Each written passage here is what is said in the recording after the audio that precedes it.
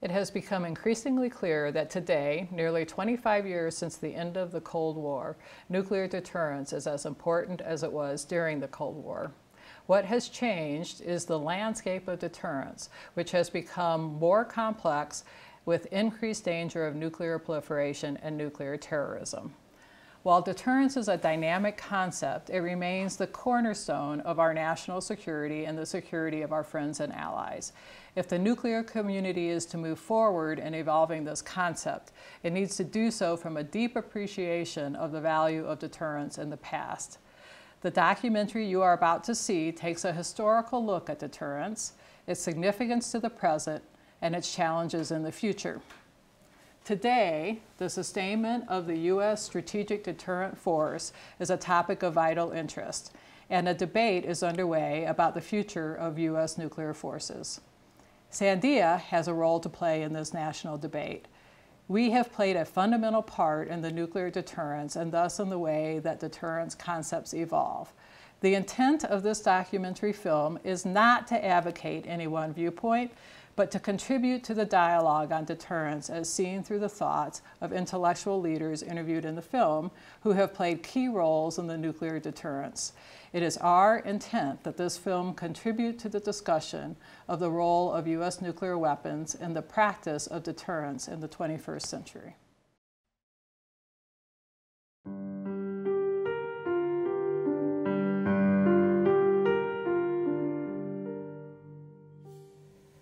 Is deterrence timeless? I think it's been around for at least 2,000 or 3,000 years of recorded history, yeah. The first time that a human being picked up a stick and had an advantage over a larger adversary, that was a change.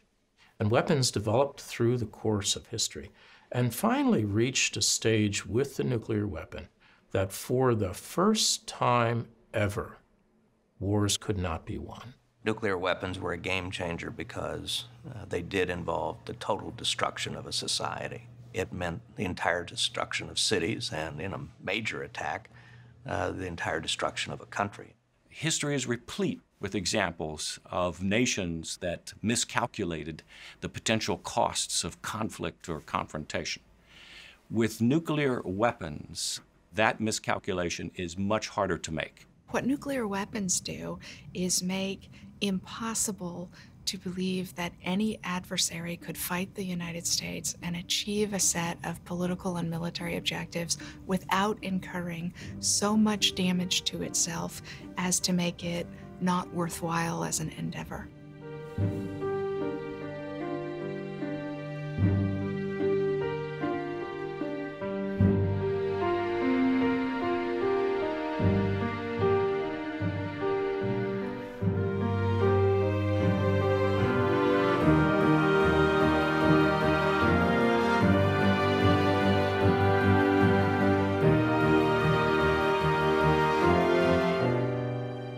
One of the real challenges about deterrence is that you never really know what works, right? Because if it works, there are many possible explanations for what went right. You can only definitively say when deterrence fails. Well, I think, first of all, deterrence didn't work very well before there were nuclear weapons. We had 2 world wars. World War I erupted in 1914 out of intrigue, misperception, miscalculation, and a set of inflexible offensive war plans.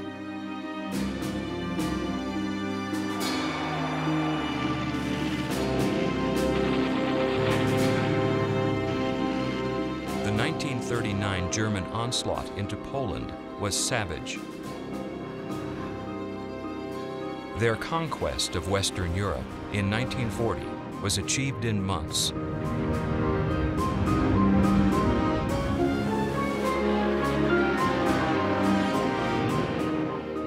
Conventional war expanded into the Pacific theater and on a scale unseen in the 20th century.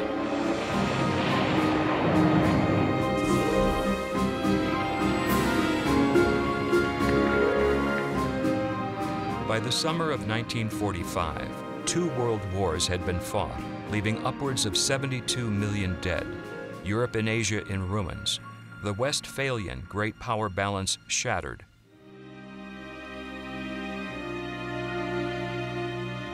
and bequeathing the world a revolution in both military capability and the practice of deterrence.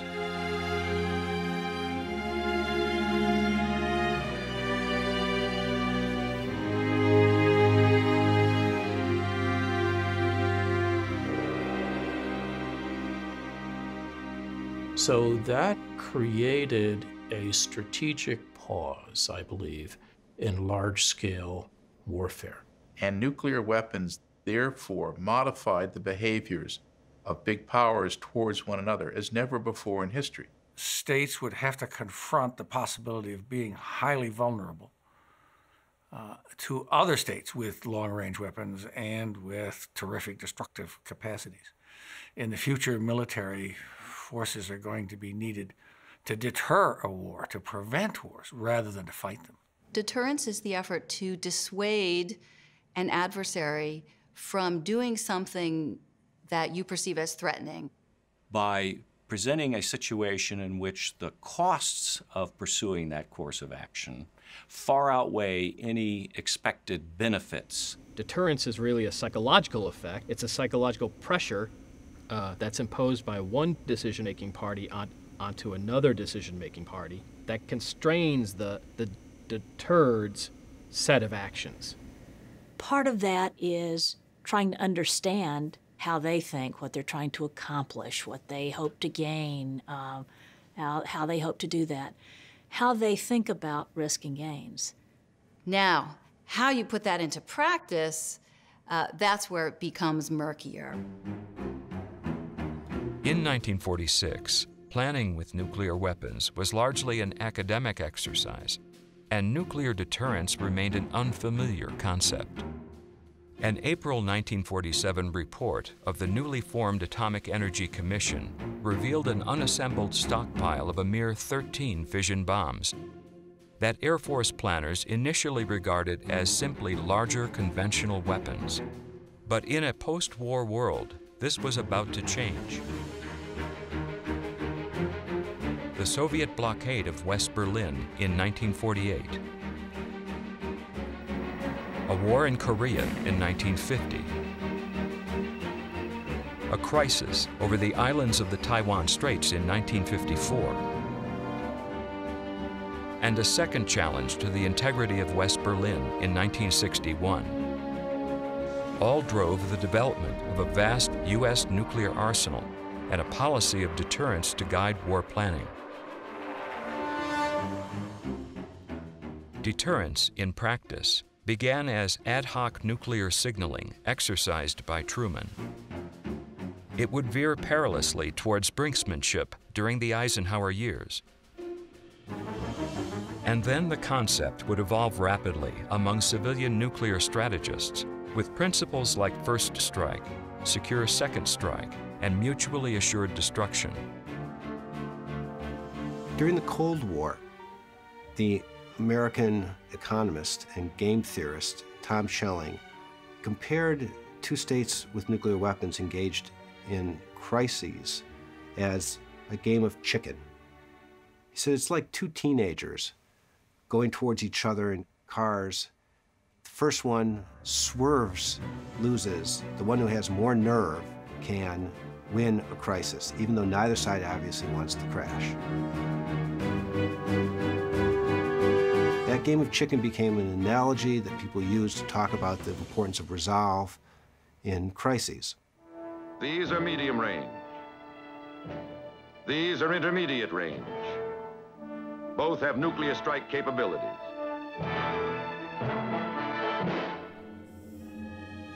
The 1962 Cuban Missile Crisis was the historical moment when nuclear weapons and theories about their use and their non-use were at hand. Deterrence did not fail, but many argue by only the narrowest of margins. Kennedy, in his Monday night speech, said, if so much as a single one of those weapons explodes anywhere in the American hemisphere, we will consider that as an attack by the Soviet Union on the United States, requiring a full retaliatory response upon the Soviet Union. Now, nothing could be stupider than that.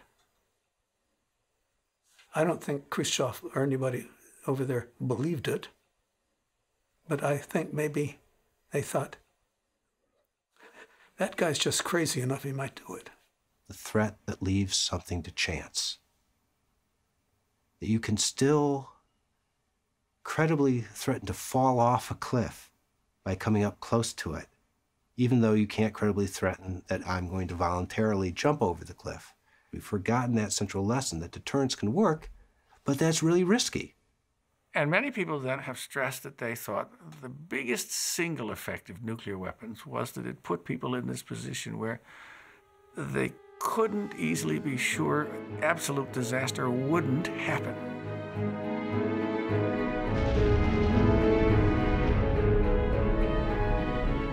During the first 15 years of the Cold War, nuclear learning between the superpowers was uneven at best. There was profound fear in the early part of the Cold War, particularly pre-October 1962, pre-Cuba. I think the dangers were significantly higher than they're often played to be. And I think there weren't those well-established rules of the game between two actors who understood one another.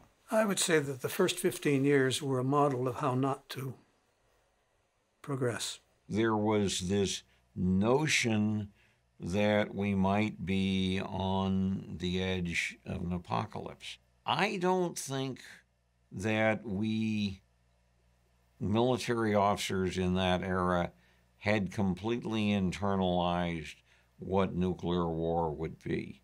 I think we expected that there was a good possibility we'd be at war with the Soviet Union. I certainly did. Prior to the Cuban Missile Crisis, there were really no rules about the U.S.-Soviet nuclear relationship, and it was quite unstable, as all these crises revealed. One of the first crises after the end of the war was over Berlin, for example. The struggle for control of post-war Berlin would provide the first context for the use of nuclear weapons to signal resolve in a crisis. A four-power agreement to jointly govern the city was a key part of the Potsdam Declaration in 1945.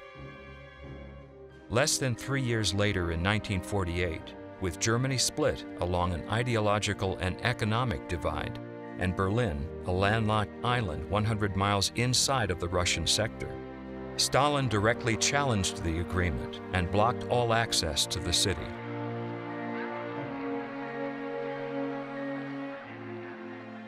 The U.S. responded with what became known as the Berlin Airlift.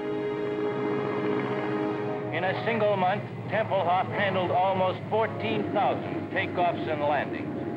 Around the clock, 7 days a week.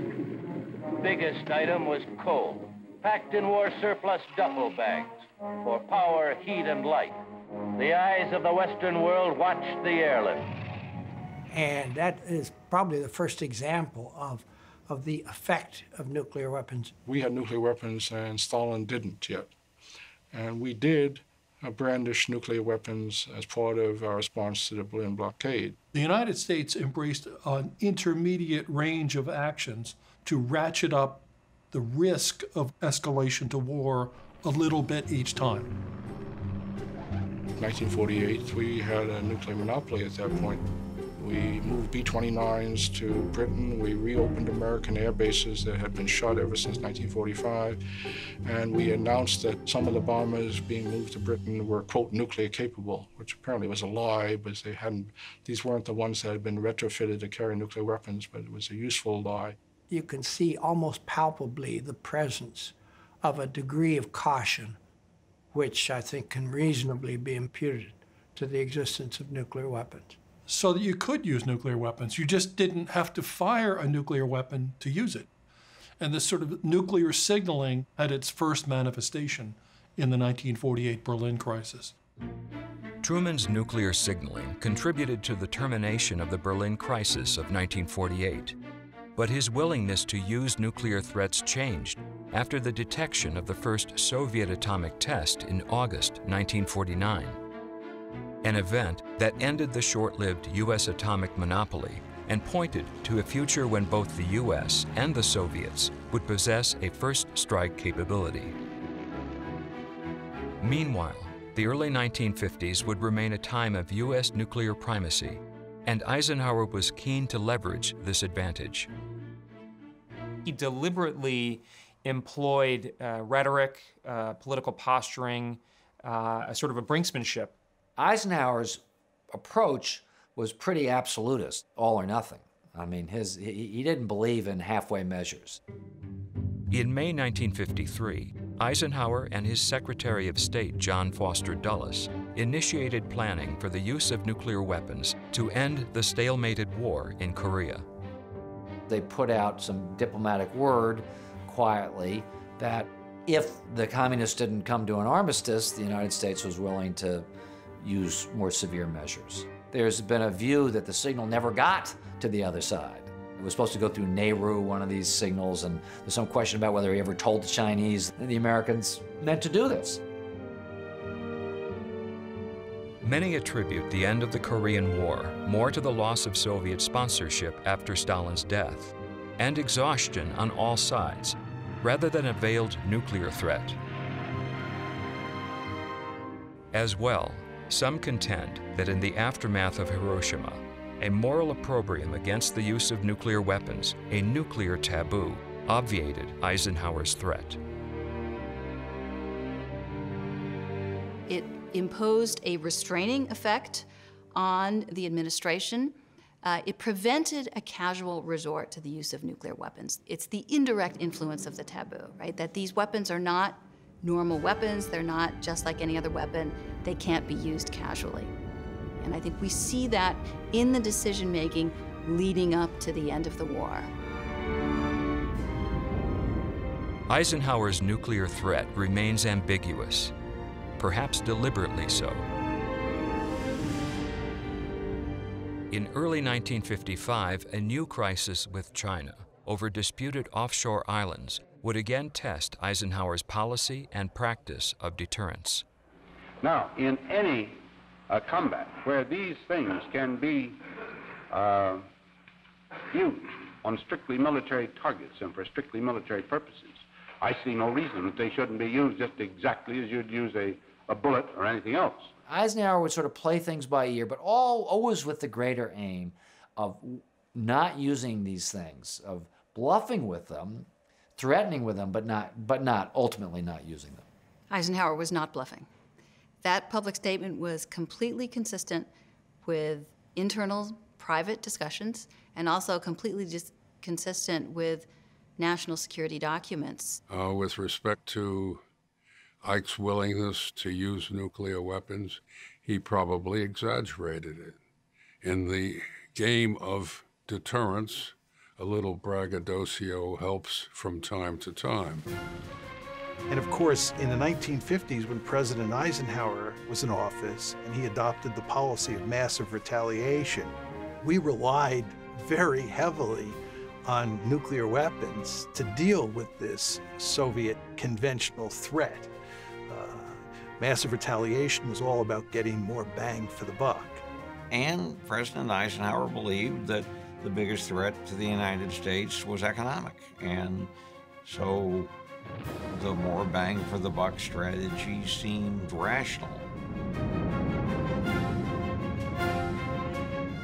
The whole idea of massive retaliation was that any aggression anywhere runs the risk of being met by nuclear retaliation by the United States. It was a doctrine, however repugnant in some ways, that was suitable to the times.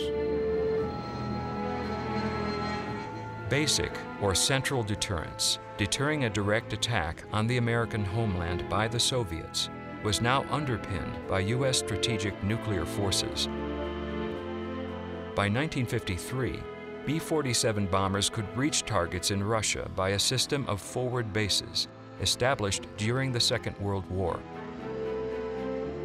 That same year, the United States began to deploy nuclear weapons in Europe, extending nuclear deterrence to NATO allies after it became clear that the fledgling alliance could not muster the conventional forces needed to face 100 or more Soviet divisions.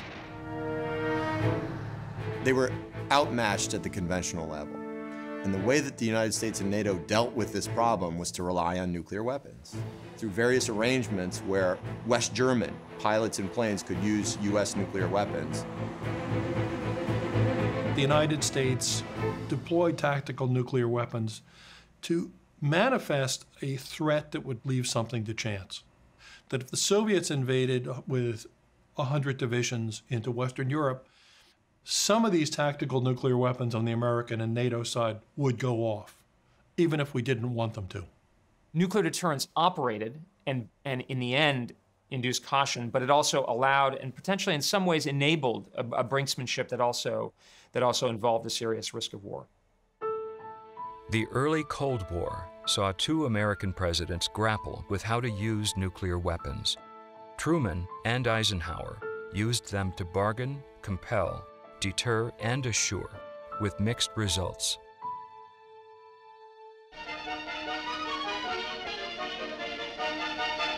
Today, a new moon is in the sky, a 23-inch metal sphere placed in orbit by a Russian rocket. An era of U.S. nuclear primacy would yield to a period when the Soviets began to acquire the capability to launch a devastating first strike against the U.S., a condition that would test the credibility of the U.S. extended deterrent and lead to the establishment of rules of the game. If you had a capacity to destroy the other side by attacking first, and the other side got close to having the same thing, the pressure in a crisis to go first would be terribly destabilizing. In this context, it was the Soviets that threatened. The Cold War had now entered a new, more dangerous phase when Nikita Khrushchev issued the 1958 ultimatum on the status of Berlin, challenging the U.S. extended deterrent. 2.8 million refugees that had left Eastern Germany for West Germany since 1945. That left a country of only 17 million people in East Germany, and it was 2.8 million of the best and brightest of the country. When the Berlin crisis happens, everybody wants to gear up our conventional forces so that maybe we could have a conventional battle against the Soviets. The president says, we're not doing that, because that could turn into a nuclear war. You can't control that. Eisenhower's all alone. He says, we're doing this because if we do this, it's all or nothing. He used a poker analogy in the National Security meeting. He said, we're not going to slowly escalate from the white chips, conventional forces, to the blue chips, nuclear weapons. If we do this, we're going all the way. It's all or nothing. Eisenhower would probably have used nuclear weapons in defense of Western Europe. As Herman Kahn once eloquently put it, Kennedy said that he would use nuclear weapons, but he wouldn't, whereas Eisenhower said he wouldn't use nuclear weapons, and he would have. Eisenhower believed that you had to plausibly threaten to cross the nuclear threshold in order to prevent the Soviets and East Germans from presenting a conventional war challenge to the integrity of Berlin. And for the Kennedy administration, they were much more concerned about having to fight an actual war with the Soviet Union. They were much less confident in their ability to deter that war. In Khrushchev's view, the credibility of the extended U.S. deterrent starts eroding with the election of Kennedy. He knows from his intelligence that Kennedy is much less comfortable with the notion of risking millions of U.S. lives over the future of Berlin. As far as Kennedy's concerned, he's been handed a set of nuclear options that he thinks gives him a choice of, quote, Holocaust or humiliation. I think that Khrushchev, at the Vienna summit, had concluded that the new president was weak, and therefore he engaged in this kind of bombast. Khrushchev came in pushing hard, demanding, being somewhat threatening, insisting that something had to be done about the Berlin situation. And the president had tried to be conciliatory, to suggest, well, we should talk, we should be careful about how dangerous the situation could be, and so on. That led to the feeling that Kennedy was having a loss of face, that he wasn't being treated with respect and credibility by the Soviet Union. This was part of the difficulty of worrying about credibility, was that you didn't know what would be crucial in affecting other people's estimate of it. If you think about deterrence in general, credible deterrence is really both a function of capability and will as perceived by your adversary. The real key is whether the other side believes that the leader has the will to use nuclear weapons in extremis. Deterrence depends upon the perception that it will be used, and most importantly, not the perception of our possible foes, but on those whom we seek to protect. Climax of the president's European trip takes place in London.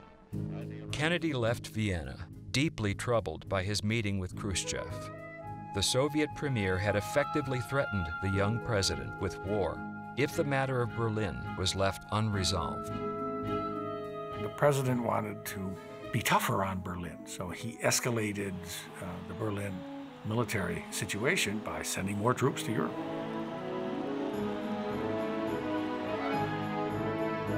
He talked tough about Berlin. The source of world trouble and tension is Moscow, not Berlin. And if war begins, it will have begun in Moscow and not Berlin. East German troops swooped down on the border between Red Berlin and the Free City in the pre-dawn hours to close the 66 points where movement between the... And for the first 48 hours, it's not a wall. It's barbed wire, it's sawhorses, it's temporary barriers as they wait to see how the U.S. and the Allies will respond. And when the East Germans, the Soviets, see that the U.S. is not responding, they start building a more permanent barrier.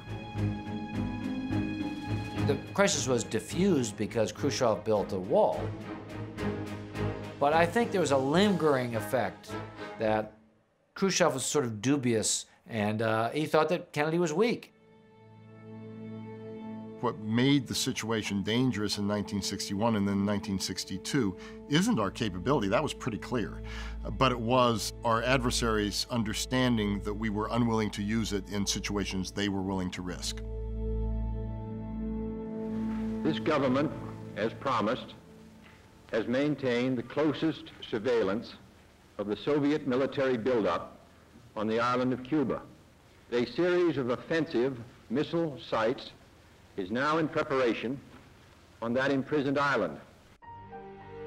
Some argue that Khrushchev's challenge to extended deterrence in Berlin spilled over into a crisis that would test the credibility of the basic deterrent of the United States. There would have been no Cuban Missile Crisis had Khrushchev not concluded through Berlin in 1961 that he could risk putting nuclear weapons for the first time in history within reach of Washington, D.C. and New York City, just off the coast of Florida. Kennedy was humiliated in 1961 at the Vienna meeting. He was pushed around by Khrushchev, so he had to look extra tough by the time of the Cuban Missile Crisis. But one of the things that made Kennedy a good president, although he talked tough, he was also a realist. By talking tough, but actually by being willing to make a deal. We traded away, the United States traded away its missiles in Europe for the Soviet missiles in Cuba. So Khrushchev was willing to sort of try to take more chips off the poker table, say over Berlin, to some extent over Cuba, but ultimately he was not willing to go into war because I think Khrushchev understood very well that the U.S. nuclear deterrent fundamentally was credible. Kennedy restored that credibility, but not before reaching the brink of war. Both Khrushchev and Kennedy understood that important mistakes had been made, glitches had shown up, things had been done that they didn't want to see done. The Navy was busy trying to force Soviet subs to surface. But the missile crisis in October 1962 was a terrifying event. especially if you're the supreme decision maker whose hand is on the button. I don't think Kennedy slept much during those 13 days. The mere fact that the consequences of nuclear use are so horrendous is what makes leaders, and I'm choosing my words carefully here, incredibly cautious in crises. Khrushchev came away from the crisis with a guarantee of Cuban sovereignty, but his challenge of the U.S. nuclear deterrent was a miscalculation that almost led to war and ended his leadership of the Soviet Union.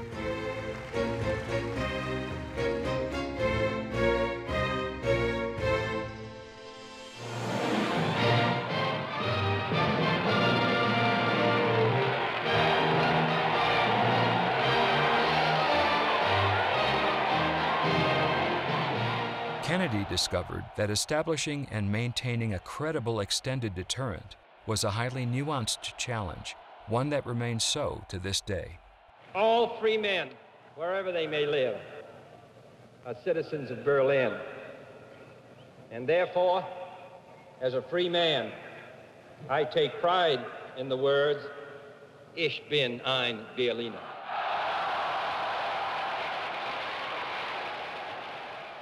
After Cuba, both sides are so terrified that they do step back a bit and rules of the game start to emerge. But even those rules of the game are not indefinitely persistent. The core logic of the nuclear revolution revolves around the idea of the fear of retaliation. No sane leader would use nuclear weapons if there's even a possibility of an adversary using nuclear weapons in retaliation. That applies to conditions of mutual assured destruction, mutual assured retaliation. The question is, does that condition adhere today? When you look around the world today and you see the variety of states that have nuclear weapons, the variety of arsenals in terms of size and capability, this is nothing like the superpower rivalry that we witnessed in the Cold War.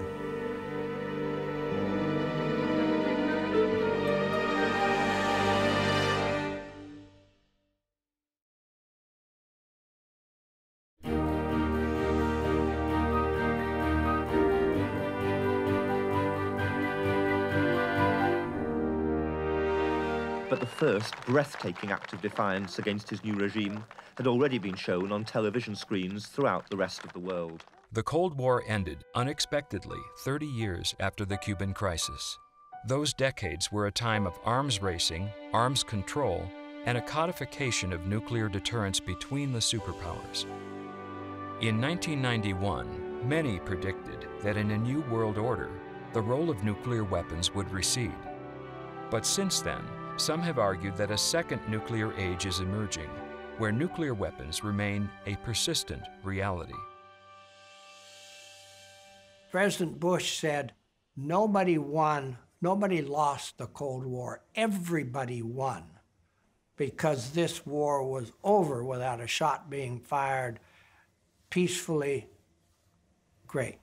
When the Soviet Union broke up, there was a very brief period of euphoria.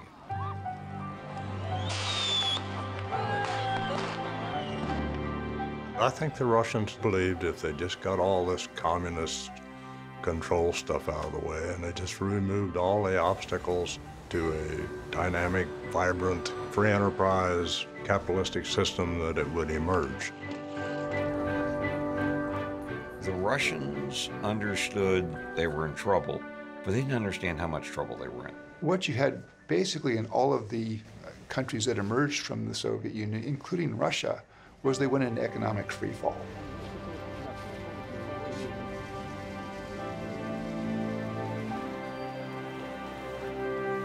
Suddenly, they were all starving. And they were disrespected. They didn't have any influence on the international scene.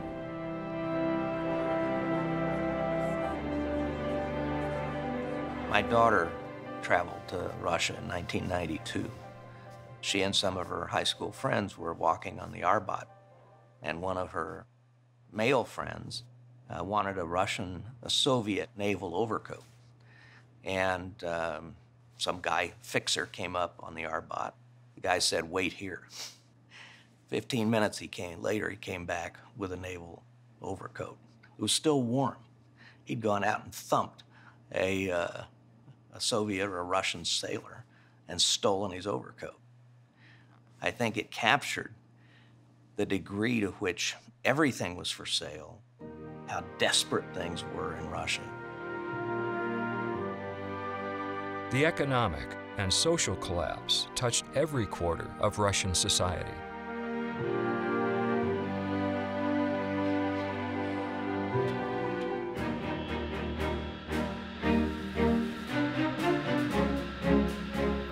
Vast part of the military forces were essentially inoperative. They just weren't working.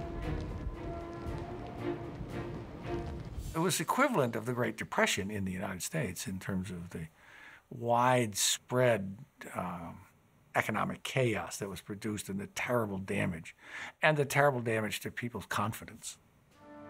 I was working Navy issues in the 90s, and I was on a visit to the Russian Pacific Fleet.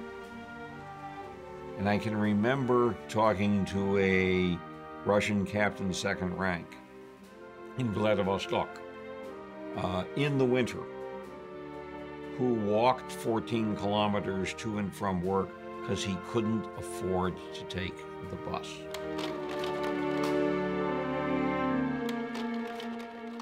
I was over in Russia 6 or 7 times during these years and got to understand how life was actually lived for these nuclear scientists and engineers.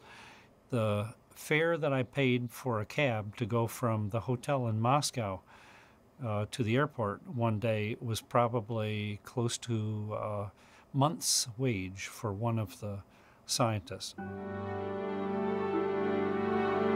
There were a number of initiatives that were focused upon securing the physicists in Russia, making sure that they had sufficient income, and were focused on more peaceful things than going to third countries and developing, for example, nuclear weapons. A silo is destroyed and the former Soviet Union moves closer to reducing its nuclear armory. Throughout the 1990s, the Russian Federation, with American assistance led by Senators Sam Nunn and Richard Lugar, consolidated and secured the former Soviet stockpile. Late in the decade, events unfolding in Western Europe appeared to many Russians as an unexpected challenge to their national security. We started to build a Europe whole and free. How do we do that? We expand NATO. When they were weak, we pushed very hard. We expanded NATO. We broke what the Soviets, what the Russians thought was a deal in terms of moving NATO right up next to their borders. The Russians have told themselves a story, and their story is, we had a wink and a nod with the Americans that if we agreed to the peaceful unification of Germany, NATO wouldn't be expanded.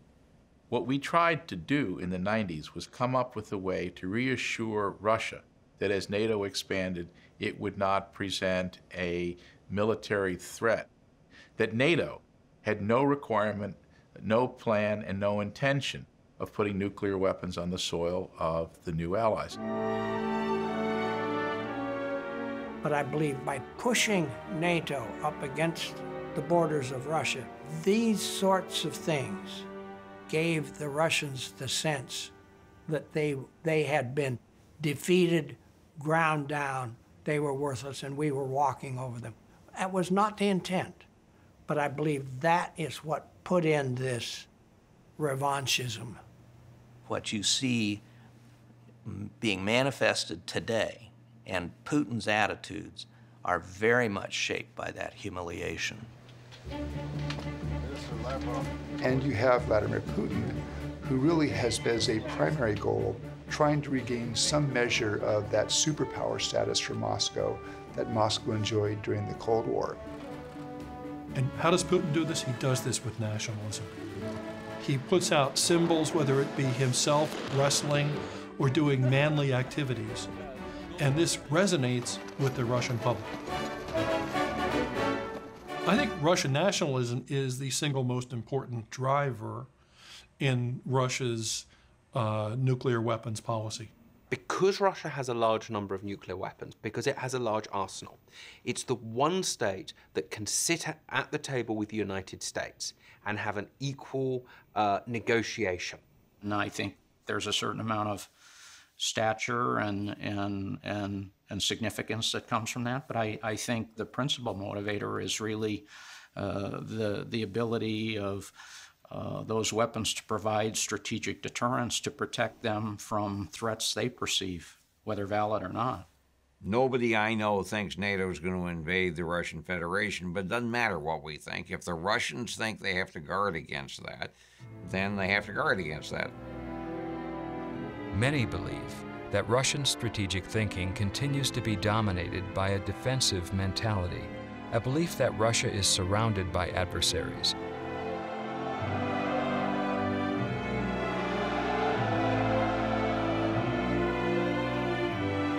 Today, Russia retains thousands of strategic and non-strategic nuclear weapons.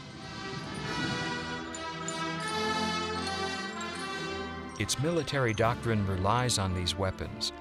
The Russian Federation reserves the right to utilize nuclear weapons in the event of aggression involving the use of conventional weapons when the very existence of the state is under threat.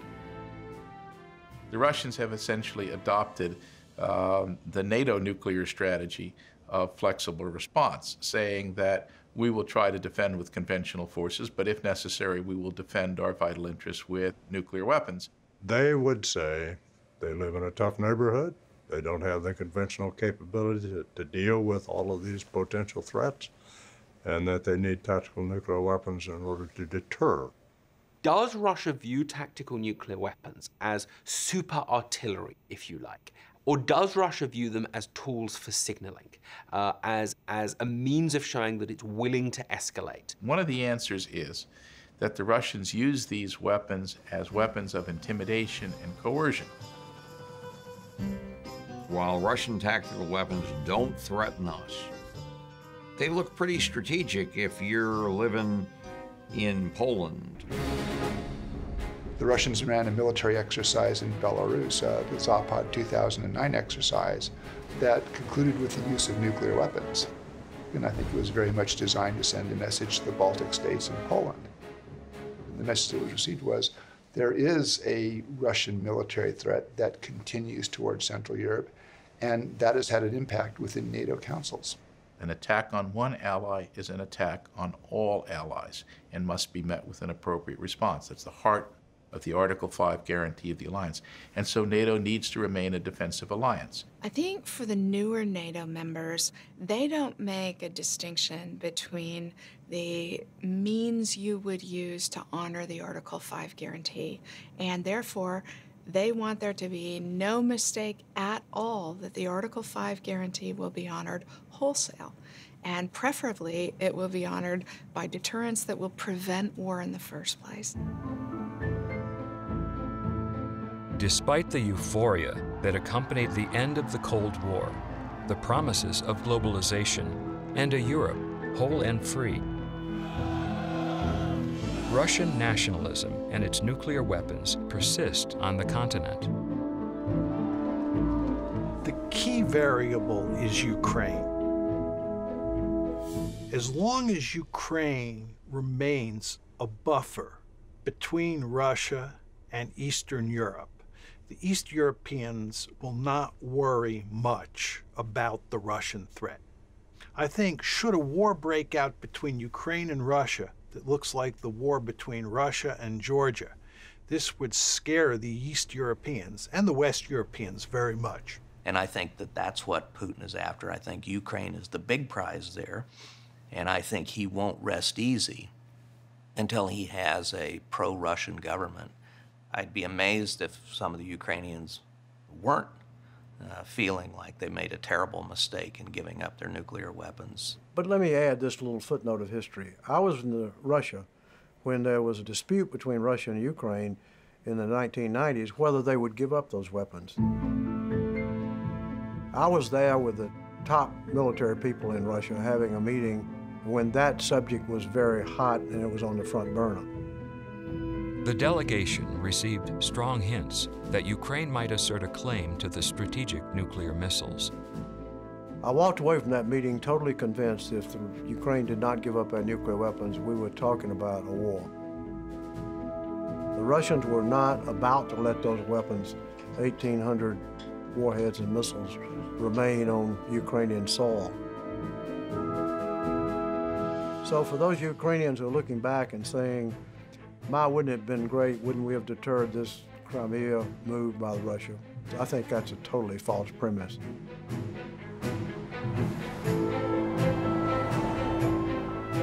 To the dismay of its neighbors, Russia remains a state dependent on nuclear weapons as a key element of strategic war planning. Conversely, the United States regards nuclear weapons as weapons of last resort and as a matter of policy seeks to reduce reliance upon them for deterrence. As a practical matter, U.S. nuclear employment strategy acknowledges Russia's large non-strategic or tactical nuclear force, and it recognizes that Russia remains the United States' only peer in nuclear weapons capabilities. Despite America's overwhelming superiority in conventional arms, or perhaps because of it, the United States is a contingent nuclear power. The United States, because of its technological sophistication and its conventional military advantages, has the luxury of being able to think of a world without nuclear weapons. The United States will take concrete steps towards a world without nuclear weapons. To put an end to Cold War thinking, we will reduce the role of nuclear weapons in our national security strategy and urge others to do the same. Now, the problem that confronts the United States is that there are other powers in the international system that do not share the same good fortunes, which is they don't have technological superiority. They don't have conventional force superiority. And in those circumstances, it's no surprise that those states will rely on nuclear threats to protect themselves against U.S. conventional power. Where Russia believes, and I think with some reason, that their conventional forces are inferior to those, not only of the United States, but certainly to those of NATO, and that therefore they need their nuclear forces to compensate for that inferiority. Today, I do not see a threat from Russia, an existential threat to the United States. Russia, indeed, has the capability to do that, but no intent to do it and no reason to do it. But we still are dealing with the old threats where we have rivals and where we have fears and historical animosity. So it's a tough world. I'm sure those folks over in the Pentagon who are trying to figure out what's going to happen in the next 10 years or 15 years, that's a tough job. I was involved in the Nuclear Posture Review in '93, '94, in the heyday right after the end of the Cold War. We wanted a future with Russia where they were more democratic, we were more partners than adversaries, but we don't know where they're headed. And so I don't see us sizing our force to be significantly less than Russia's force. America's strategic nuclear force structure is known as a triad, with land-based Minuteman III ballistic missiles in hardened silos, Trident D5 ballistic missiles carried by Ohio-class submarines, and two types of air-delivered nuclear weapons deliverable by the bombers.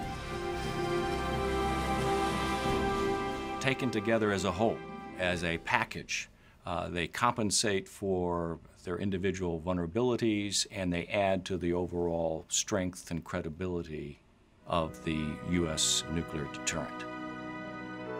The 2010 Nuclear Posture Review states that Russia's nuclear force will remain a significant factor in determining how much and how fast we are prepared to reduce U.S. forces.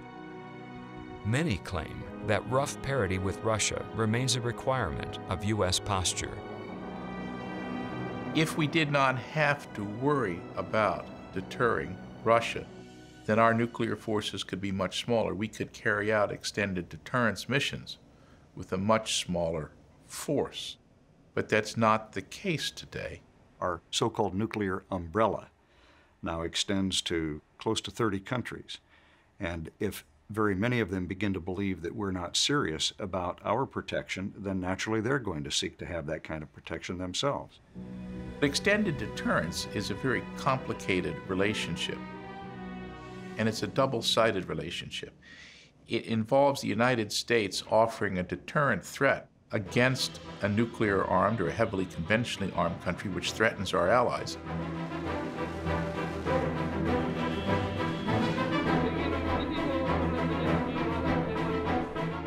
And it also involves reassuring our allies that we will come to their defense with all means available to us, up to and including nuclear weapons if necessary.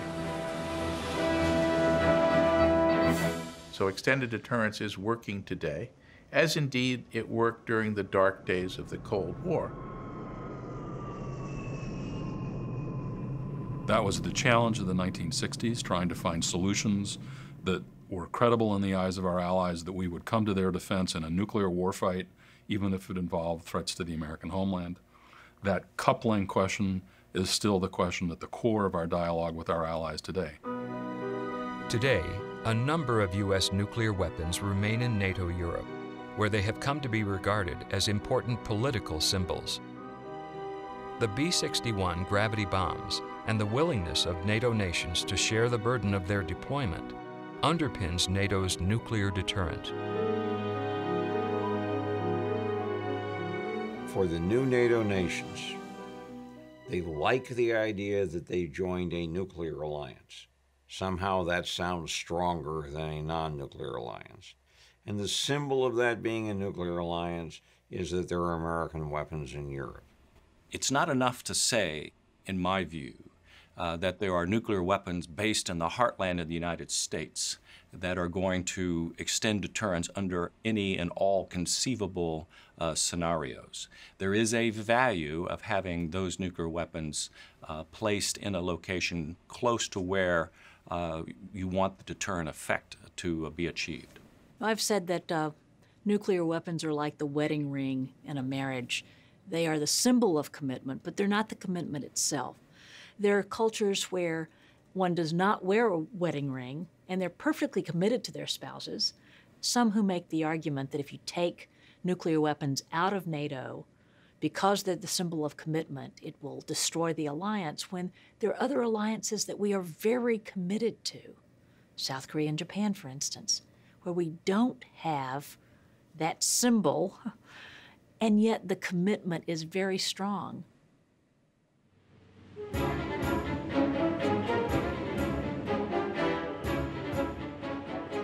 The importance of U.S. bilateral security commitments to East Asian allies would be underscored by an event unfolding in late 1964. The first Chinese test was initially seen as a nuclear capability enhancing the Sino-Soviet bloc. Today, many believe that China's proliferation arose as an existential deterrent and marked the beginning of a second nuclear age.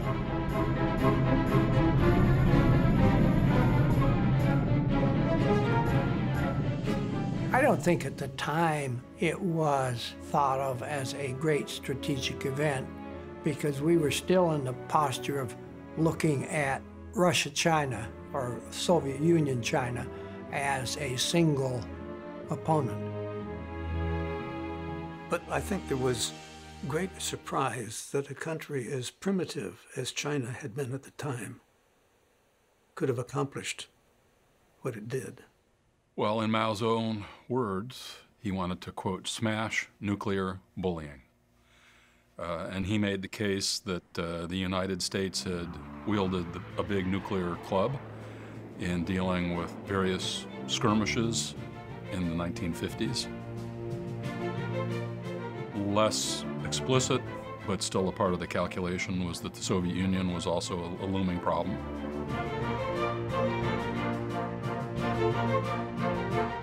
Mao may have been as much concerned about Russia even then as he was about the United States in making a decision to acquire nuclear weapons. I view this as China's declaration of independence away from the Soviet Union. They wanted a kind of third world bomb that would impress the peoples of the third world, and they sort of got both of those things. And at the time, Beijing's deterrent policy really was an existential deterrence. You have nuclear weapons, now we have some too. I define the second nuclear age as the spread of nuclear weapons for reasons that have nothing to do with the Cold War. A nuclear weapon capability in the hands of a harsh regime, one exhibiting aggressive revisionist ambitions, and whose leader expressed a willingness to use nuclear weapons even at the cost of devastating retaliation, unsettled both Moscow and Washington. The People's Republic of China in the 1960s was considered what today we would call a rogue state. There was great concern in the United States, but even greater concern among Chinese neighbors. I think perhaps the best and most pertinent example is Tokyo, where after the test in 1964, a delegation of liberal democratic leaders came to the prime minister raising the issue of creating an independent nuclear deterrent, and that directly led to discussions by the prime minister with President Johnson at their summit to reinforce the deterrent, the umbrella, and particularly the nuclear aspect of the umbrella. We managed to keep nuclear weapons out of the hands of the Japanese through a combination of strong non-proliferation pressure, no doubt, but ultimately also supplemented by US nuclear guarantees. The Chinese posture for a long time was to have a handful, a couple of dozen, big, lumbering nuclear weapons. And that, I would say, was a minimum deterrence, and they were comfortable with that. They want us to believe that their nuclear policy is organized around no first use, no extended deterrence, and what they call a lean and effective deterrent. Describing the Chinese nuclear posture as it has evolved ever since the first explosion of a Chinese nuclear weapon is very, very difficult because the Chinese have been particularly opaque.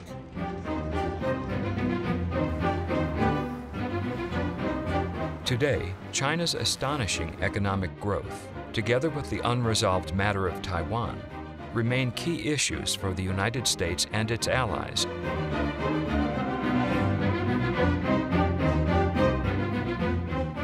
We don't know how China is going to evolve. At some point, they most likely will surpass the United States of being the world's biggest and most prosperous economy. At that point, they can afford whatever number of weapon systems they want. From our view, they have not scaled up terribly fast, nor are they terribly threatening based on the actions being taken today. If we decide that it is inevitable that there'll be a deep rivalry, our behavior will ensure that that comes true. I think as China grows in economic capacity, it will behave like all great powers of the past.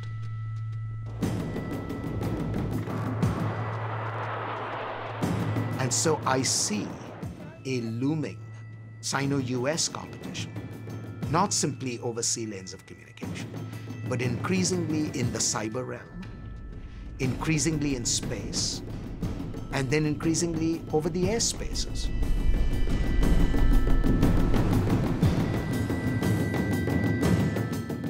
The nuclear aspect is going to be a bedrock that allows them to have this competition in the belief that it won't get out of hand. That's why they've now got the Jin-class, so-called Type 094.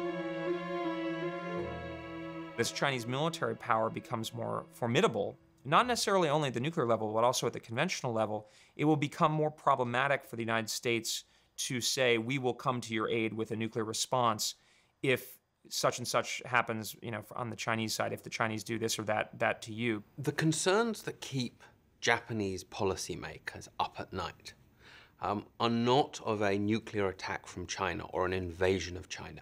It's much lower level violence than that. It's Chinese military encroachment on disputed territories such as the Senkaku Islands. And to that end, I think in those lower level situations, nuclear weapons play relatively little role. There's no question conventional forces are very central to preserving stability, but if you don't have at least an answer to a potential escalation by your opponent to the nuclear level, you're going to be in a lot of trouble. So I think everything takes place shadowed by nuclear weapons. The shadow of nuclear weapons in the Asia-Pacific region was initially cast by the United States a decade before China first tested. After the 1953 Korean armistice, the U.S. made nuclear guarantees to South Korea to deter an invasion by the North. Those guarantees remain part of the geopolitical landscape to this day. On the Korean Peninsula today, we have a conflict that's frozen. A political circumstance that appears to be unacceptable to the peoples of the Korean Peninsula of both states. And the North built a very substantial conventional force, which has withered. So it is, over time, shifted to weapons of mass destruction and ballistic missiles.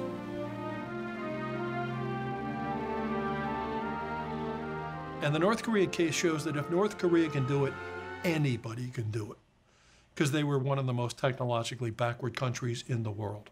They firmly believe just the position of the bombs, the threat that they're going to make a mess someplace is enough to keep the Americans out. So for them, deterrence actually, works the other way. They're deterring us. From what?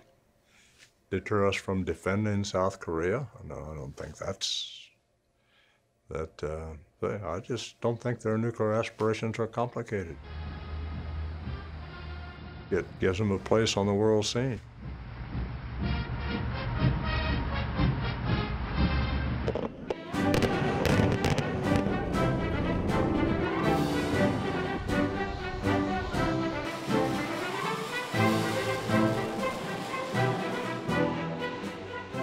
When you think about American grand strategy, we have commitments all around the world. Many of our closest allies face potential adversaries armed with nuclear weapons. And so the possibility of the United States fighting a conventional war against a nuclear-armed adversary is far from implausible. The risk of inadvertent escalation is real.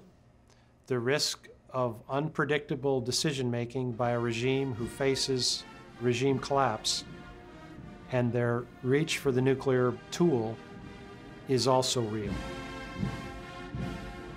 So that's one of the reasons why, frankly, I think that having our military forces out there, having those forces have nuclear capabilities, is at least a constant reminder to Kim Jong-un and those around him that there would be a very high price to be paid in the event that they used nuclear weapons.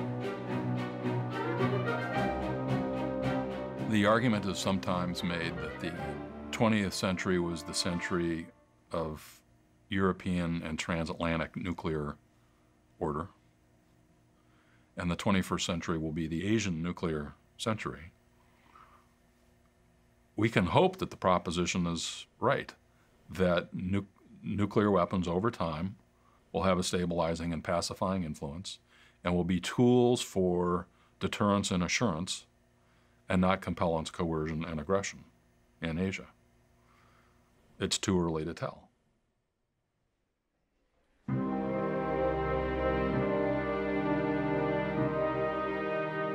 One lesson that can be drawn from the first nuclear age is that nations chose to proliferate for reasons having less to do with the Cold War and more to do with national self-interest. The French, they understand what happens when your country is invaded by a hostile force. It is a very visceral feeling. So for them, Nuclear deterrence, I think, is viewed a little differently.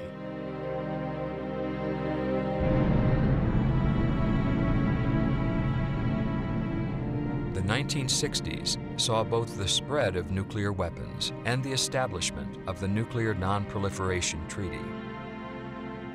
The decades to follow would be a period of non-proliferation and its challengers.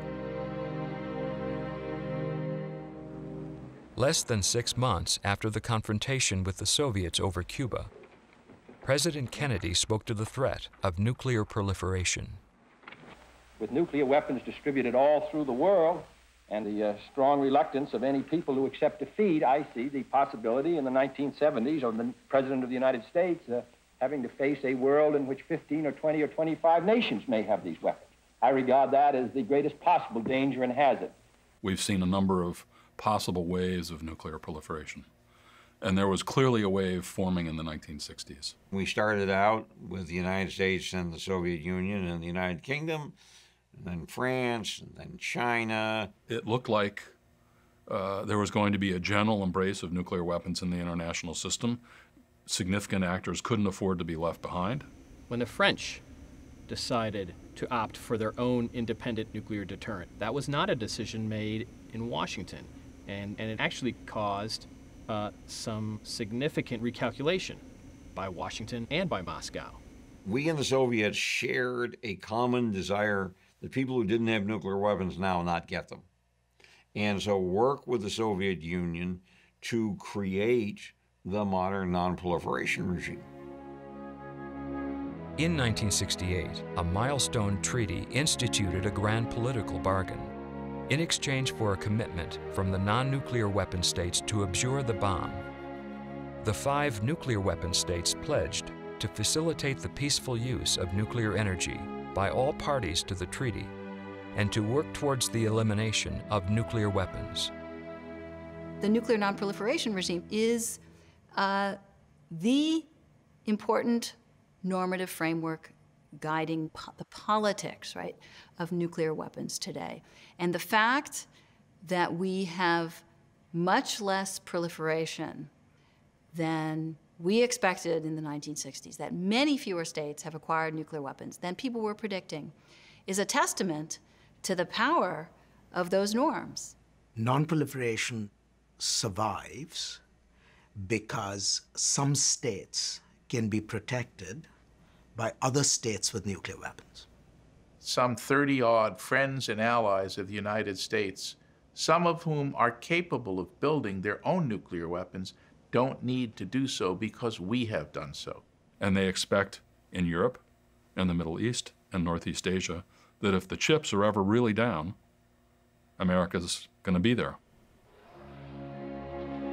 When the Nuclear Non-Proliferation Treaty was opened for signature, it became the most widely subscribed to arms control treaty in history.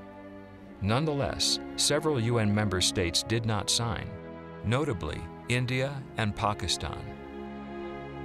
The world would be divided into 2 categories. States that would perpetually renounce their right to nuclear weapons, and some states that would continue to maintain nuclear weapons for some time to come. India could not bear to see itself consigned eternally to the category of have-nots. When India became independent from Great Britain in 1947, the new Indian state was actually divided between India and a new Pakistani state that would be a home to South Asian Muslims. And it was the result of some contentious map-making and political wrangling and demographic calculation. But in the end, there was a West Pakistan and an East Pakistan divided by about 1,000 miles. Millions of Hindus, Sikhs, and Muslims were displaced in the controversial partition of India imposed by the British. Within months, a war between India and Pakistan erupted over the Kashmir, ending in stalemate. In 1965, a second Kashmir war was fought over the region and escalated further south into the Punjab.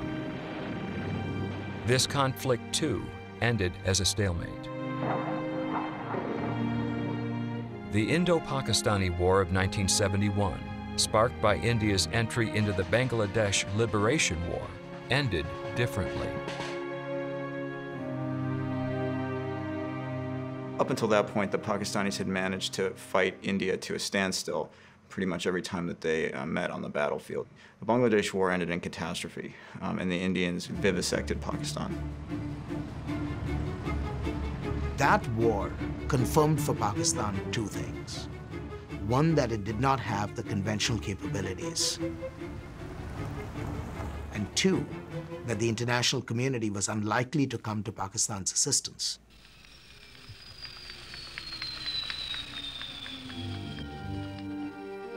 The global impact of the Bangladesh War was overshadowed by the U.S.-China rapprochement in 1972. From New Delhi's perspective, this thaw in relations threatened to upset the balance of power between India and its chief rival in Asia.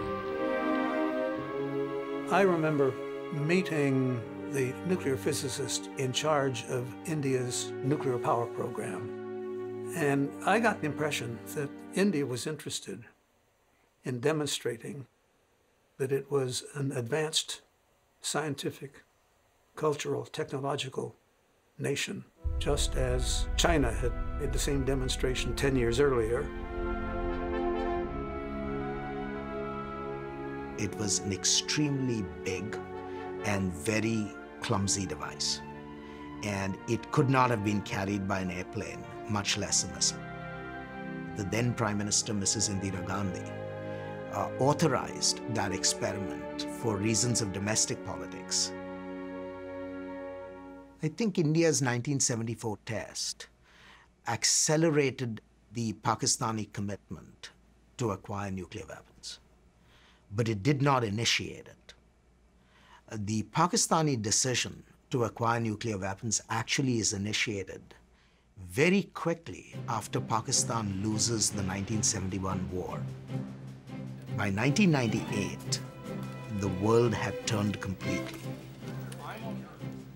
The 1998 tests were tests of actual weaponized devices. In May 1998, both India and Pakistan tested a series of nuclear weapons.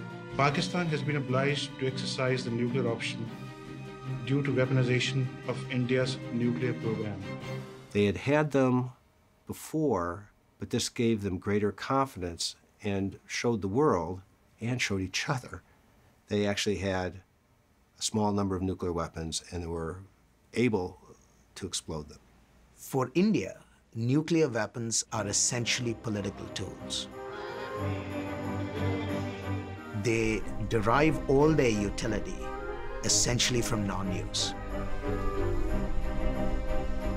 Nothing speaks more to that point than the fact that the Indian National Command Authority is in fact the civilian chain of command. In Pakistan, nuclear weapons are first and foremost military instruments whose deterrent utility derives from the possibility that they can be used effectively.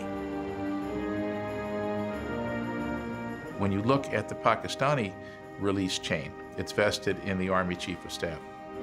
The political authorities really are not involved. The Pakistanis think of nuclear weapons as weapons that must be planned for, whereas the Indians, in contrast, are absolutely horrified by this vision of the utility of nuclear weapons and continue to maintain strong civilian control because they do not really anticipate ever having to use these weapons in anger.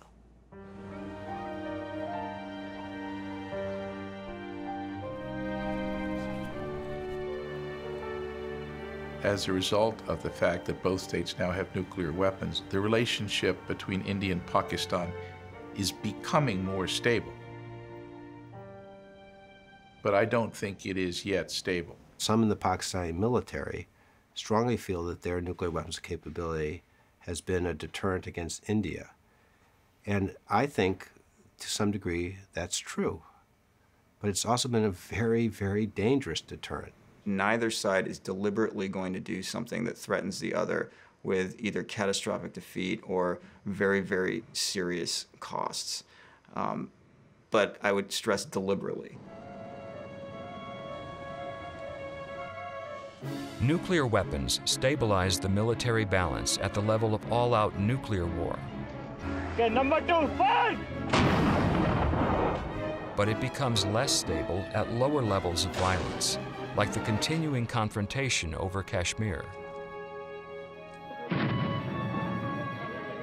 The 2001 terrorist attack upon the Indian Parliament, and the 2008 Mumbai attacks. The Indians now are moving towards the capability to attack quickly if it feels that the Pakistani government was the cause, or at least the supporter, of terrorist attacks inside India. When you start taking very, very quick or rapid actions, the potential for miscalculation increases. And with nuclear weapons, the consequences for that miscalculation then could become severe and even extreme. The problem is one of inadvertent escalation. That's where the two sides get involved in a conventional war that escalates to the nuclear level, in large part because Pakistan is so weak at the conventional level. We know that the Indians were very restrained in their reaction to the Mumbai raids. That Indian restraint will not last forever.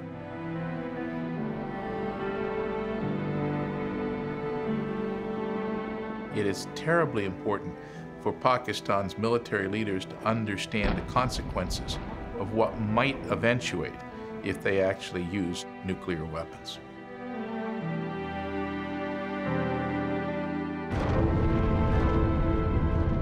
India and Pakistan are as yet in an early phase of nuclear learning, much like the United States was in the 1950s. What lessons does a state like Iran take from this experience? One of the things that I think we learned during the start of the Cold War is that new nuclear weapon states got the weapons for a reason. They believe the weapons will not only have military utility, they will have political utility. And in the case of a government like Iran, it will be probing and testing for where its weapons might give it broader latitude of action even than it takes now. They look around and they see the Pakistanis having nuclear weapons to their east. They see the Russians having them to the north. They see the U.S. and others having them to the south and the west. And they basically say, we're surrounded by nuclear powers. I think that Iran looks at how easily the U.S. overthrew Saddam Hussein, who had no nuclear weapons, how easily Gaddafi was taken out by a ragtag rebel army and Western air support, but how careful we are in how we deal with the North Koreans. Now, even if security is the main incentive, the main motivation for Tehran's nuclear weapons program, that doesn't mean that Tehran's leaders, should they acquire nuclear weapons, would only behave in a defensive, deterrent mode. So you can imagine an Iran that has nuclear weapons that then is emboldened in a way similar to Pakistan. What do you do if they intensify their transfer of weapons to Hezbollah and others and allow their nuclear force to be used as an offensive deterrent? The political decision to build the bomb has not yet been made in Iran. So the first question that should be asked in Iran, how can we deter them from making that decision? Military strikes might set the program back a few years, but at the end of the day, military strikes will also unite an Iranian public which is divided over whether or not Iran should have a nuclear weapon behind a nuclear weapons program, and it will also destroy any hope, to the degree that slim hope exists, that there will be political change within Iran. A war with Iran would have very serious implications, but just as serious would be Iran getting nuclear weapons. We are not going to get an absolute total guarantee. No country would be able to do that, but we have to have a verifiable way of knowing that we will be able to have early enough warning for the Iranians, if they are going to go forward with a weapon quest, that we will be able to take action to stop it. We don't yet know whether Iran actually perceives a more secure future in having a nuclear weapon. We know that they perceive a benefit in moving in that direction, but actually having one, well, we'll find out.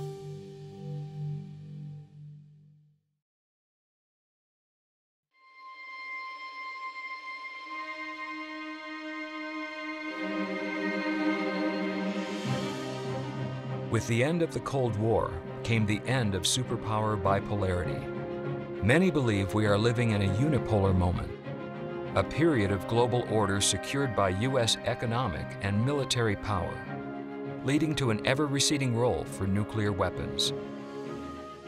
But where Washington and Moscow once dominated decisions about nuclear weapons, today, nuclear decision-making is spread across multiple capitals and actors in the regions. In East Asia, in South Asia, and perhaps in the Mideast, giving rise to what some call a polynuclear world. These differing views pose a range of possible nuclear futures. We look across the world and we see expansion of nuclear arsenals worldwide, really. Russia, China, North Korea, Pakistan, India, and potentially a spread. We just don't know what kind of threats we're going to have to respond to. I think that nuclear terrorism is the single most important threat our country faces today, indeed the world faces today. One nuclear weapon is an existential threat to the United States because of the consequences it would cause. It would change the economics and politics of our country forever. Just one. That tiny chance that there could be a nuclear weapon in the hands of the terrorists, that's what keeps me up at night. I think we totally exaggerate what terrorists have done or have proved capable of doing. We do ourselves a disservice by saying, well, if a terrorist had nuclear material, they can make a nuclear weapon. That almost encourages them to try to get nuclear material. What we should be telling them is actually the truth, and that is it's very difficult to make a nuclear weapon. Nuclear terrorism is the ultimate low probability, high consequence event. It's extremely unlikely to happen. The bars against it are quite high, but if it did, it becomes a transformational event for society. No. Short answer to the question. How on earth is a nuclear weapon going to deter a terrorist threat? If the United States is attacked, or if France or the United Kingdom or any other country in the world is attacked by a terrorist group operating out of Pakistan, you're telling me we're going to nuke Islamabad? Deterring terrorists is not a function of our nuclear capability. Remember, the nuclear weapon and the nuclear deterrent is not an all-purpose deterrent. Technology will not save us from terrorism. It can keep terrorists away from us. It can detect their activities. It can attack them, eliminate them. But in terms of why people want to commit these terrorist acts, that's a human problem. If you have what I would call a terrorist with negative goals, a terrorist that engages in violence purely for the sake of violence, there's not a lot one could hold hostage, hold at risk, and say, you know, if you don't behave in a certain way, we're going to damage it. But on the other hand, if you have a terrorist that has what I would call positive goals, again, that cares about a particular place, particular population, he doesn't want those places and populations to be hurt. And then we're back in the old game of deterrence and coercion. Nuclear terrorism is one of the hardest problems from the perspective of deterrence, because as long as the terrorist group genuinely does not have a return address, it becomes hard to deter. Unless you're talking about a nuclear-armed state which is overtly or covertly sponsoring terrorists against us, to include the possibility of nuclear terrorism. Now you're dealing with deterring a state actor, which has territory to put at risk, with a leadership which has value structures to put at risk, and you're back into the general category of deterrence. They don't keep their agreements, and they don't operate in a way that creates confidence and goodwill in their own region. And so I cannot predict what they're going to do. There are two parts to this equation. One is capability, the other one is intent. Well, the capability, we've sort of lost that game. You know, they're essentially there. Iran will either decide to deploy a nuclear weapon or it won't. They will make that decision. We can make that decision more difficult. But if they sustain the belief it's in their national interests, then they will achieve it.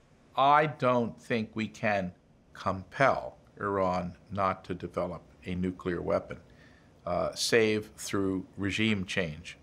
And I think given our lessons in Iraq and Afghanistan, we are not particularly up for regime change. So if we really wanted to prevent Iran from getting nuclear weapons, we ought to be working on their motivation. What makes it in their national interest to have such weapons? Iranians have a heightened sense of insecurity. They live in a dangerous part of the world, and nuclear weapons have quite a bit of nationalist salience for them. And one of the things that the South Asian case has shown us is that when states really want to develop nuclear weapons, they figure out a way to do it. And India and Pakistan were under tremendous pressure not to develop nuclear weapons, and they did. It seems to me very likely Iran is going to acquire nuclear weapons. So we should think about what happens if they do. Oh, yeah, of course you can. Anybody can be deterred by definition. Whether we know how to do that is a separate question. We thought, for example, with China, Mao's China, we can't let them get nuclear weapons because Mao is crazy. They did get nuclear weapons, and we have successfully deterred them. Maybe, just maybe, the mullahs in Tehran would follow the same course, that they would be greatly more reasonable than people fear. Notwithstanding some of the rhetoric, these are not suicidal people, so they can be deterred. I would hope that we do not have to rely on deterring Iran. Whether deterrence in a pure sense would work or not, I don't think anyone knows. Deterrence has worked ever since we've seen it in 1945.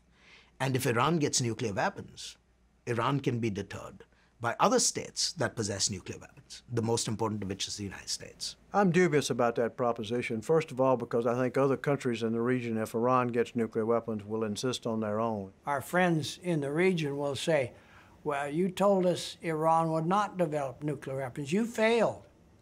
So we can't rely on you again. What will Turkey do? Or Saudi Arabia? Or Egypt? The conventional thinking is they will race to get a bomb, but maybe not.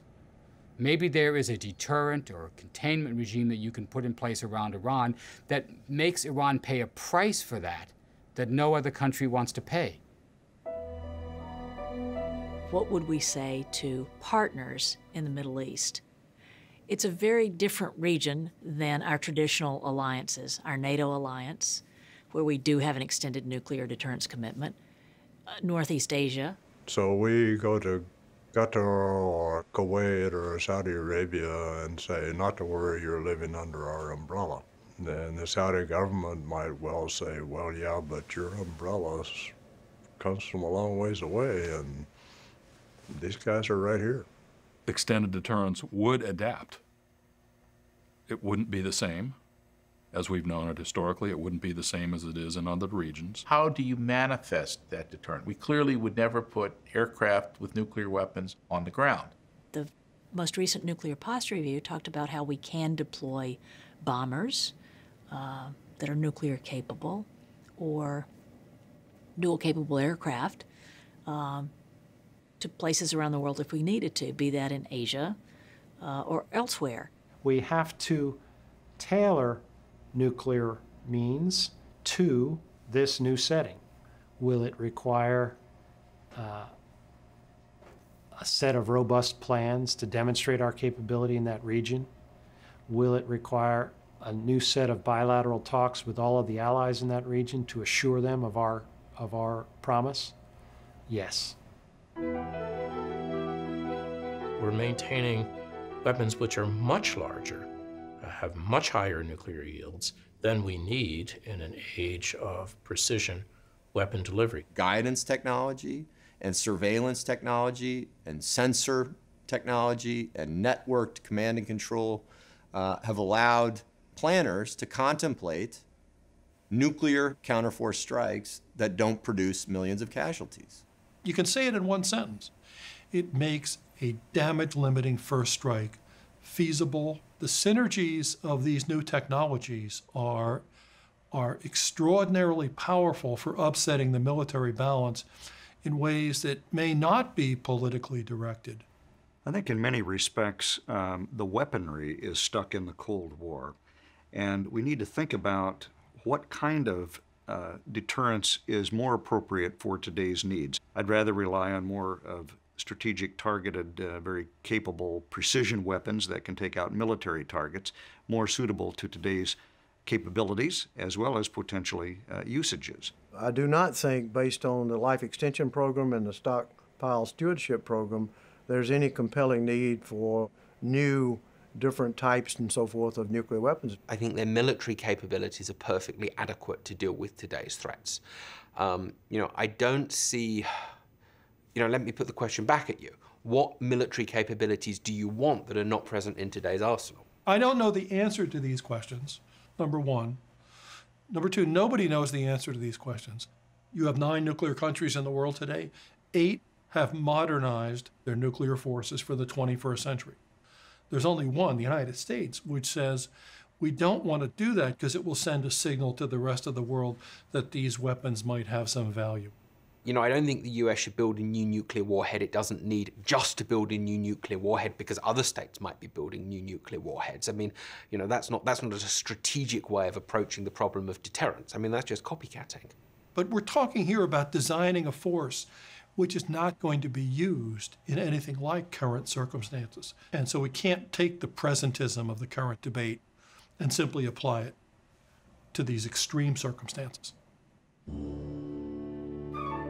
We tend to talk about deterrence as though nuclear deterrence encompassed all deterrence, and it doesn't. It's one hugely consequential and important part. Deterrence depends on so many things more than nuclear weapons.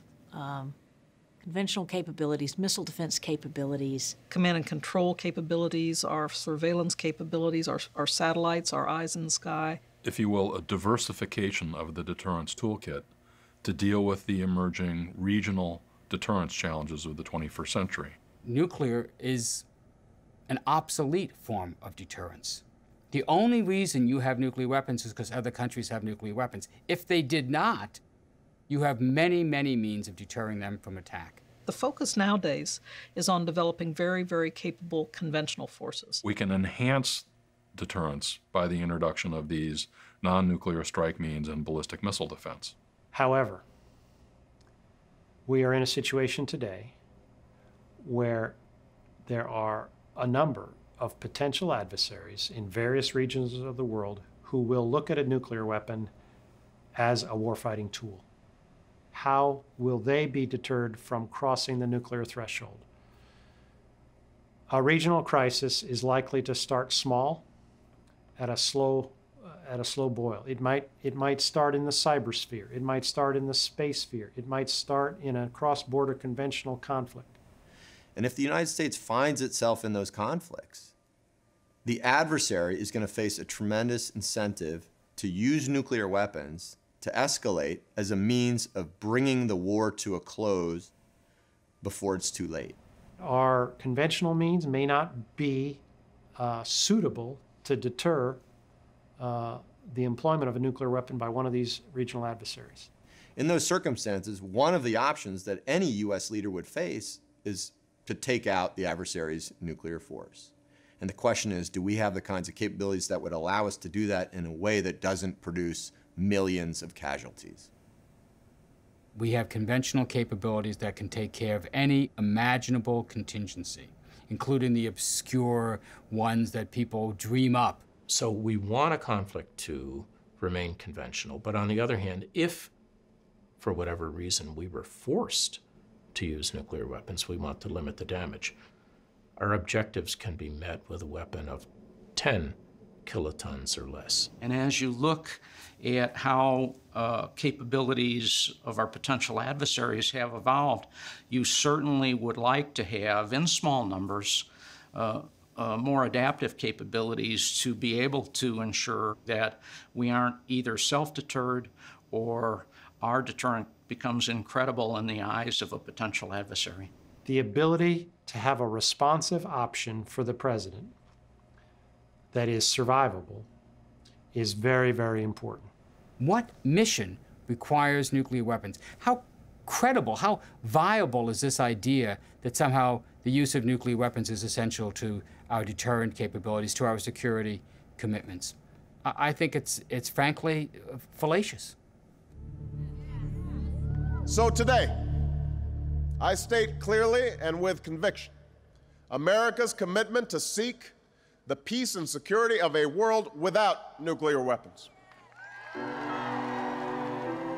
President Obama, in advancing the Prague Initiative, really took a very realistic attitude. He said, this is something that will not happen in my lifetime. It's a goal of policy that you put out there, and it drives you in the direction of lower and lower numbers of nuclear weapons available in the hands of countries around the world. Is global zero achievable? I don't see how in a future I can foresee, certainly not in my lifetime, as the president said, probably not in his lifetime, but I can't foresee it even in the lifetimes of my children, that we will be able to eliminate nuclear weapons around the world. International politics is now a nasty and brutish business. States live in a system that is sometimes quite dangerous. So if you want to move to a world where there are no nuclear weapons, what you have to do is fundamentally alter the nature of international politics. Now that's a huge geopolitical engineering exercise. You wouldn't just need good enforcement, and you wouldn't just need good verification. You would also need a security architecture that enabled today's states with nuclear weapons to protect their vital interests without them. There's only one problem with that. I haven't heard one other leader of a nuclear power in the world echo that sentiment. Not even our closest allies, the British and the French. And I certainly haven't heard it out of the Russians, the Chinese, the Pakistanis, the Indians, anybody else. But even if you could address a lot of these security concerns, you'd always then have to worry about the cheating problem. I mean, how do you know that an adversary isn't hiding the capability to recreate? You will have a group of nations who are latent nuclear powers. And those nations will invariably have plans, military plans, to reconstitute their nuclear capabilities in a crisis, to have plans to potentially preempt their adversaries from acquiring nuclear capabilities. It would be a very, very, very nervous world. A world without nuclear weapons is tailor-made for major conventional war and all the carnage that the international system saw during the 20th century. Are we willing to trade off the risks that are associated with a well-managed system of nuclear deterrence for the risks that essentially come from the open-ended threats of large-scale conventional war? I believe we should work in good faith towards the eventual elimination of nuclear weapons, even though I know that that would be very difficult and may not be achievable. Because even if it is not achieved, we will be in a much better world with smaller nuclear arsenals in a more recessed form of deterrence. Now, the things we do to get to that very low level, in and of themselves, can help lead to a better geopolitical world. But we're not there yet. In the first place, we're not going to get to that point. You can't uninvent these weapons. And secondly, for the United States to believe that we can encourage other nations to forego that weapon if we simply cut back on ours is folly. To me, you have to ask, what's naive? A world without nuclear weapons, or moving in that direction step by step as an ultimate goal, giving people hope, giving them vision, giving people a chance to work together toward that long-range goal? What's naive? Is that naive, or believing we can basically stay mounted on this nuclear tiger with 9 other countries joining us and avoid absolute catastrophe? History will tell us.